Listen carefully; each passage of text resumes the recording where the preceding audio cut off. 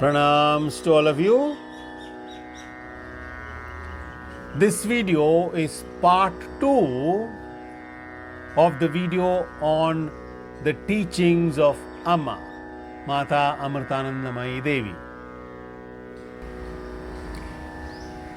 Not all the teachings, selected teachings from here and there. What does Amma say? What is Amma's primary teaching? Of course, Amma's primary teaching is love, love with a capital L.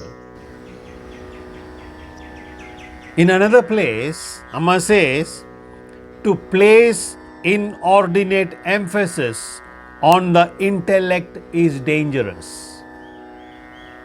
Isn't that what we are doing now? In the name of education, in the name of your university degrees, in the name of all that you and I are doing on this planet, too much use of the intellect. Yeah, intellect needs to be sharp. The sharper the intellect, the better it is. For utility purposes. Obvious. But then the basic nature of intellect to divide. And the intellect will always protect that which it is identified with. If this intellect is identified with a specific body, it will protect the body. If this intellect is identified with a belief system, it will protect that belief system from the opposite side. If this intellect is identified with a country, it will protect the country. It will go to any extent, even kill all the others who are opposing this country. That's how intellect works. That's the nature of the intellect. Yeah, you need a sharp intellect to function in this world in a very, very beautiful and lovely manner. Understandable. But it has its use. Logic is useful. But if it's stretched beyond its limit, it becomes illogical. That's how it works. Same thing with intellect. To place inordinate emphasis on the intellect is dangerous. Why it is dangerous? It becomes, protective. Me versus you. We versus they. India versus Pakistan. Or India versus China. Or what have you. That will spoil the beauty of life. Right? I don't know whether you've heard this. The human brain, our human brain is two. The left hemisphere and the right hemisphere. The left hemisphere is the center for languages, numbers, quantity, measurement, goes on. The right brain is the center for music, feelings, right? Appreciation, beauty, spaciousness, intuition, and so on and so forth. So, what is spirituality? A perfect, deep, tremendous balance between the left and the right. Both go together, should go together. That's the way of spirituality. So Amma says there should be a balance between the heart and the intellect. Different words. Heart is not the physical heart. Obviously, we understand that, right? Heart is the center of you, who you are, the center. More of feelings. A heart-centered human being rather than a mind-centered human being. A right brain-centered human being rather than a left brain-centered, dominating human being. That's what Amma says. Heart and intellect. Heart, where you feel the depth of your feeling, compassion, love, beauty, spaciousness, intuition, divinity, music, all this is heart, the right hemisphere of the brain. Intellect, the left brain, the mind, thoughts, dividing, analyzing, protecting, all this is fine on a certain level. So both have to go together, must go together. That's a balance. That is spirituality in its true meaning.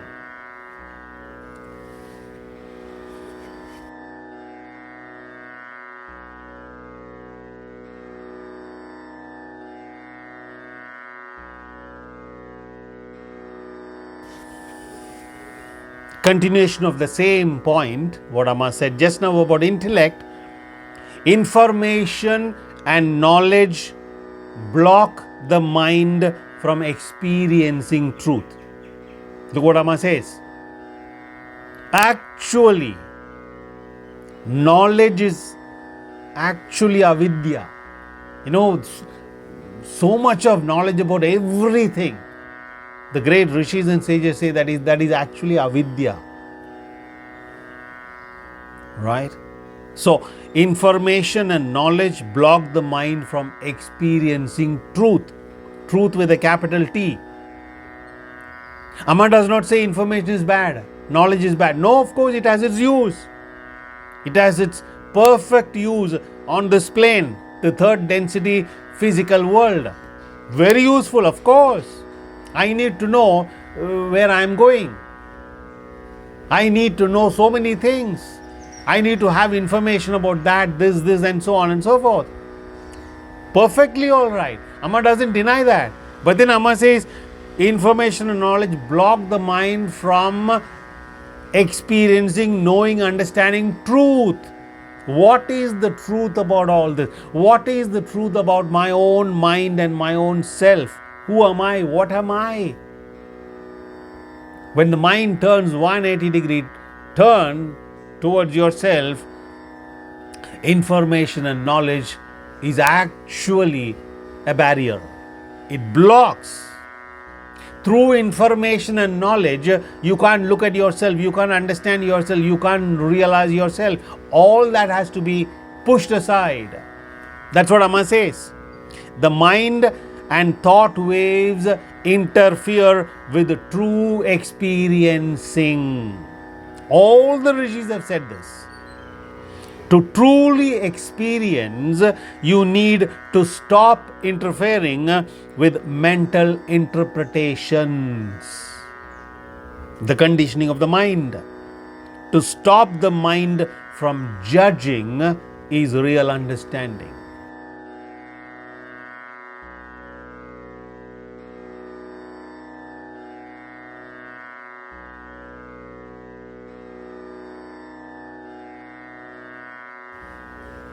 Somewhere in my YouTube channel, if you go, there is a lovely story. Many months ago, I had published this video. It's about a Chinese farmer. It's a beautiful old Chinese story about a farmer who refuses to judge anything, come to conclusion about anybody, anything. It's a lovely story. Right? So, same thing, to stop the mind from judging is real understanding. Why does the mind judge? Why do you and I have to judge all the time about everything? Come to conclusion about everything. Conclusions are dead. Judgments are dead. It's a dead weight on your mind and heart. That's what Amma says beautifully. So,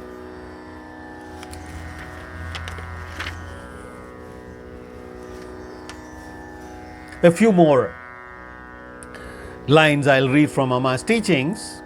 As I told you, we have just selected some of Amma's teachings here and there. We can't go into into the whole teaching of Amma. It will take many, many videos. Wish I could do it, but maybe. Let's see. Another point Amma makes is, the mind is a big lie. What she means by mind is thinking, thoughts. And the world is a projection of that lie. Not the natural world. Of course, not the natural world. The man-made world. Right? The world that you and I have made, created, the social world, our belief systems, our ideas, the man-made world. There is another video I made. In fact, one of the first videos I made in the channel is the natural world and the man-made world. Listen to that. So that's what Amma says. The mind is a big lie. The mind projects our fears, our imaginings. All these are projected. And it looks very, very real because imagination is very real. That's how the mind works. Both are unreal.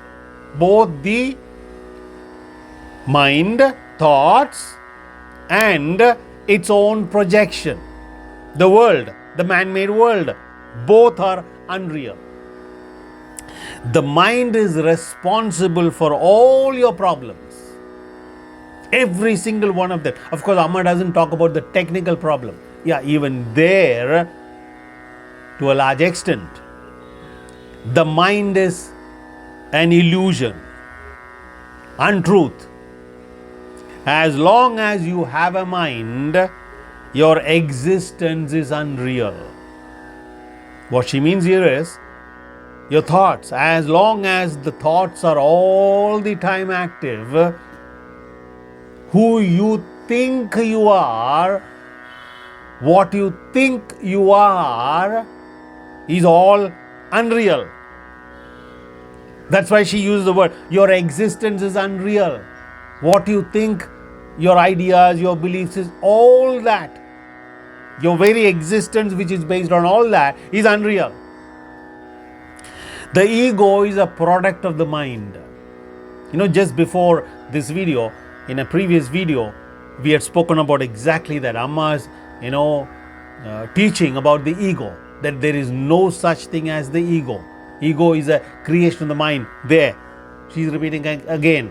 The ego is a product of the mind. Mind means thinking. Therefore, the ego is a lie. It is unreal. If you really look at all the teachings of our ancient rishis and sages and yogis and great masters, different words, this is what they are telling us. The essence of all their teaching is this: you are not what you think you are. You are not what others think you are. The world is not what you think it is. The universe is not what you think it is and what you see it is. Way beyond all that.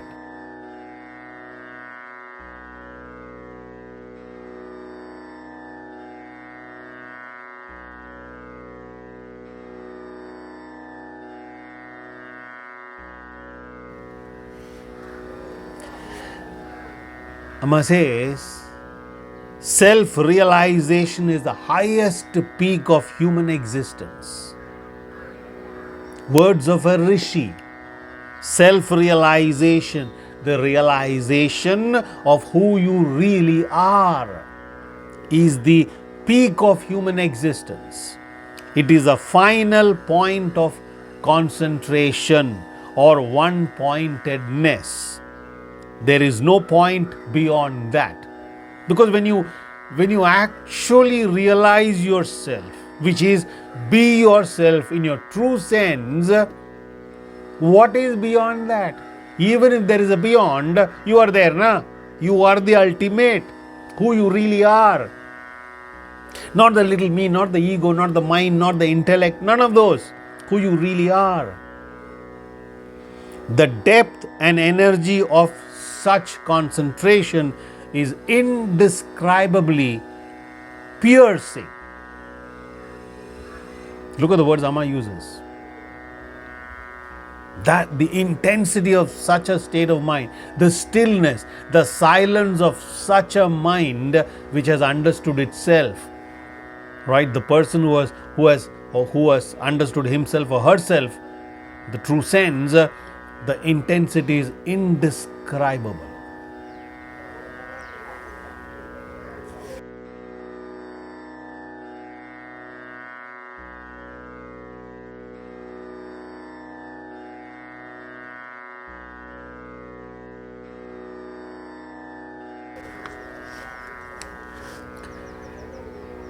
Another, place, Amma says, the burden and constant noise of your mind is a heavy load to carry. If you really observe, our minds are all the time chatting all the time. Mostly with self. It's called self-talk, chattering. Non-stop. You can't do anything about it. You can't control that. This is not your creativity, or you are not the one who's producing all this. The mind by its very nature is constantly active, right? Chattering, talking all the time, making a lot of noise. That's what the mind does.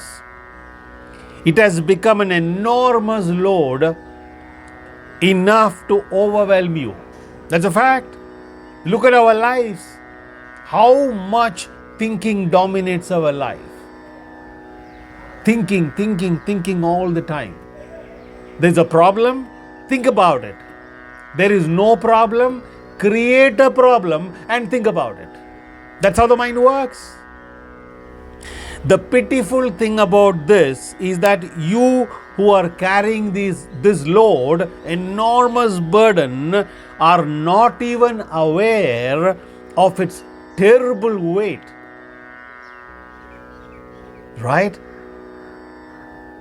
If you are in a prison, right? If you are in, this is an example. If you are in a prison, what is the first step towards getting out of the prison? Do you understand the example? If you are in the prison, what is the first step for you to free yourself from the prison, to get out of the prison? What's the first step? I have asked this question to most of my students, almost all of my students, and they had so many answers. So many different answers. What is the right answer? What's the first step for you to get that motivation to get out of the prison? To realize that you are in the prison. The moment you realize you are actually in the prison, however beautiful, you would want to get out somehow or the other. Right? When you realize you are in the prison, you will get out sooner or later. Same thing. As long as you are not aware, you are carrying so much of burden, such a load, you are not going to work for the freedom of that, for the freedom of your own mind from its own weight. Right? So the first realization is this. That is why Amma says the pitiful thing about this is that you who are carrying this load are not even aware of its terrible weight. Isn't that true? Observe yourself, you will understand. This is exactly what happens. Right?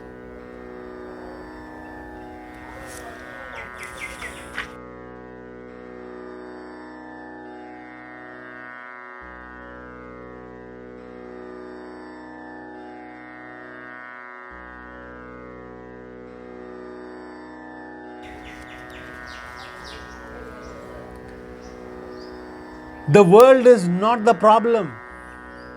The problem lies within yourself. Another teaching of Amma. Nothing wrong with this world. The world is beautiful. Especially the natural world. Marvelous, wonderful, so beautiful.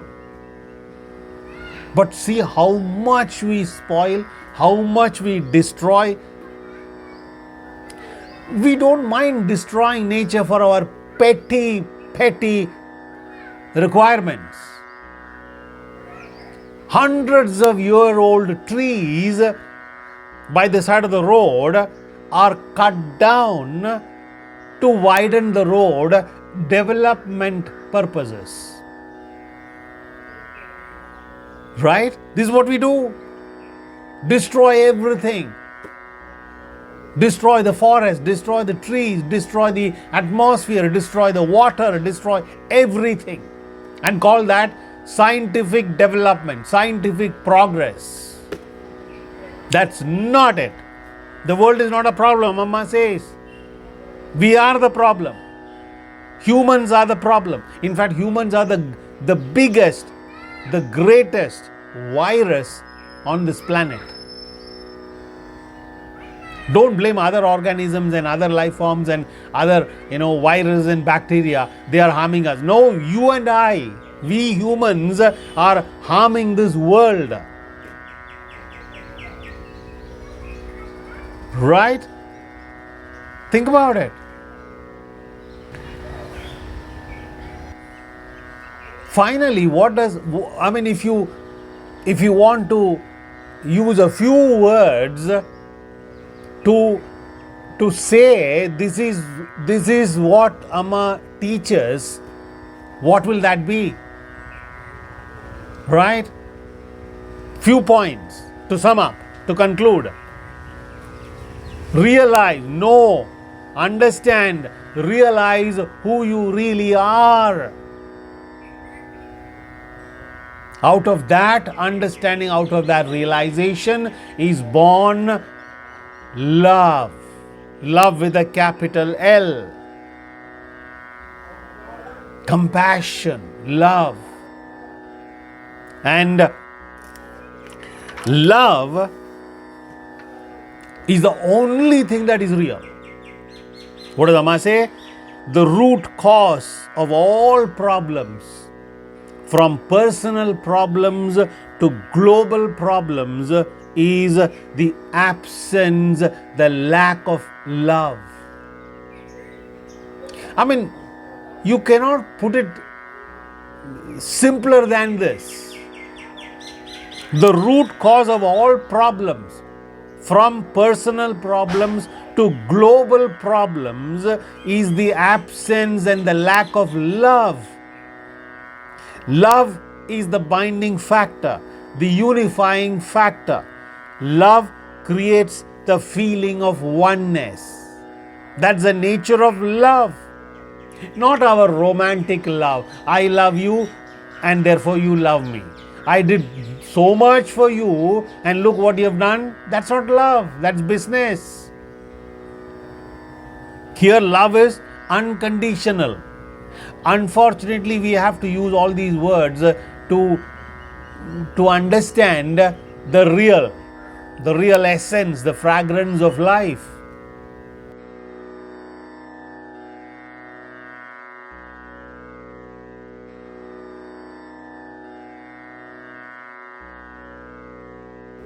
Life, in some other place, Amma says, love is life and life is love.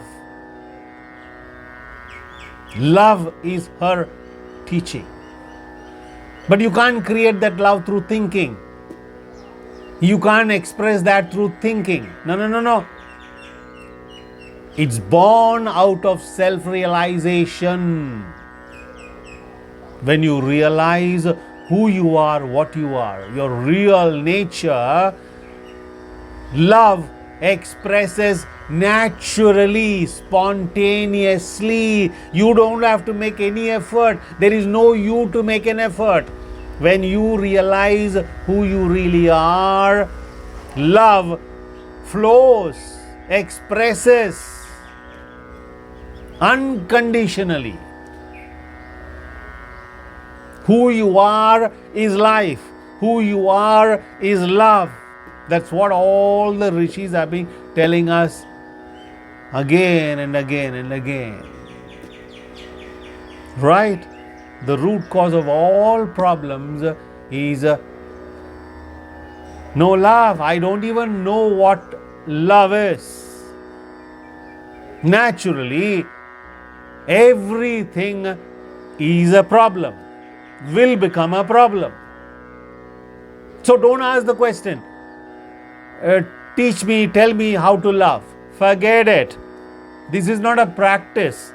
This is not a method you can practice. All you can do is take care of this. Suppose you are a gardener.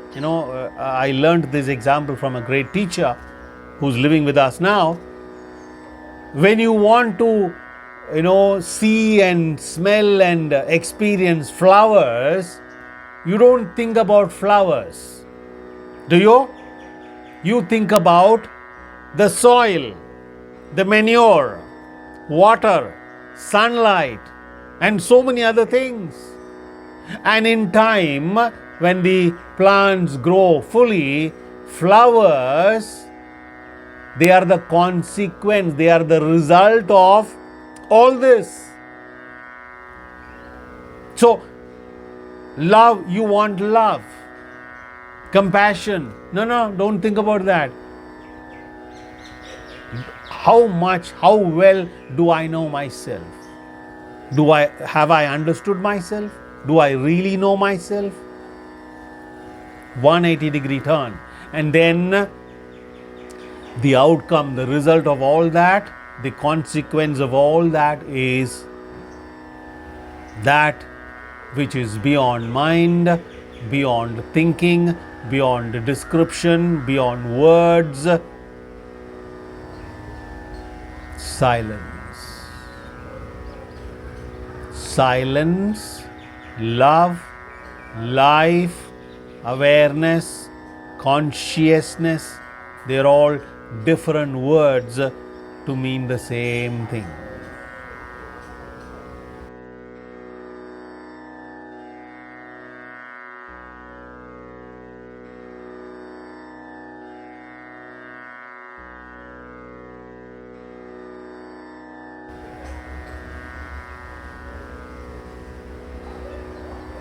So, thank you. Pranams to all of you.